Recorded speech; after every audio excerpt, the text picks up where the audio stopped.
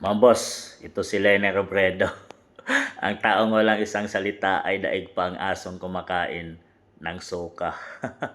Alam mo mga boss kung paano niya siraan noon si PBBM noong 2022 campaign election dahil pareho silang tumatakbo bilang presidente ng Pilipinas mga boss. Sinabi niya doon na number one, sinungaling si BBM mga boss.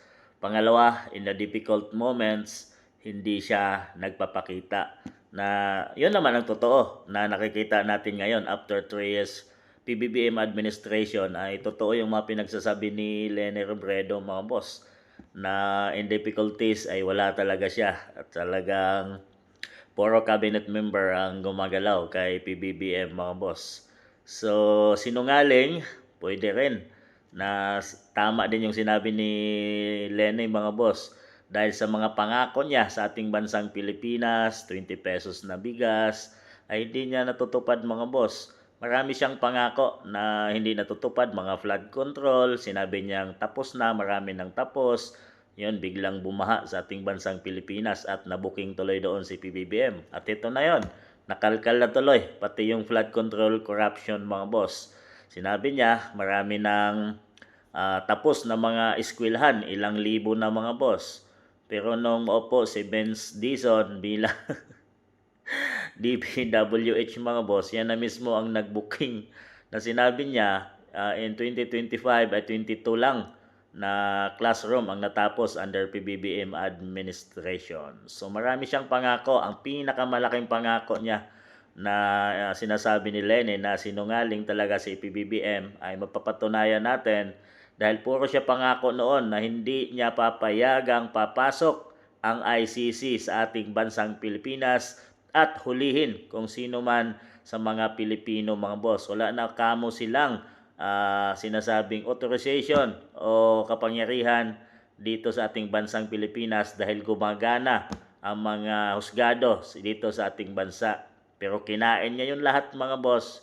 Yung kanyang mga pangako ay ipinadala niya si FPRRD sa dahig ICC. So ganon si PBBM. Tama nga si Lene Robredo sa kanyang lahat na pinagsasabi noon. Hindi nga siya nagkamali at nangyari nga lahat yon mga boss. Pero kabaliktaran na. After 4 years na panunungkulan ni PBBM at itong mga pananaw Lenny ay biglang nagbago mga boss. Dahil ngayong 2026, naglabas ng statement at papuri si Lene Robredo dito kay PBBM. I want him to succeed. His success will be success of the country. Isipin mo naman yan mga boss. Katapos mo siyang sirain noong 2022 campaign election, heto, sinabi mong gusto mo nang mag-succeed si PBBM. Alam niyo bakit mga boss? Na dahil napapabalitang magkakaroon ng tandem silang dalawa mga boss sa 2028 election. Ang balak is magiging presidente si Lene Robredo, tatakbo at magiging vice president si PBBM mga boss. Hindi pa talaga siya bababa. Hindi pa siguro siya kontento mga boss sa kanyang panunungkulan bilang president ay pwede siyang tumakbong vice president under Lene Robredo. Kaya naman, biglang bumalingbing itong si Lene. Ganito talaga ang mga galawang pinklawan mga boss. Wala talaga silang isang salita at panindigan. Paano na kaya sa ating bayang Pilipinas kung ito ay maupo si Lene Robredo bilang Pangulo ng Pilipinas?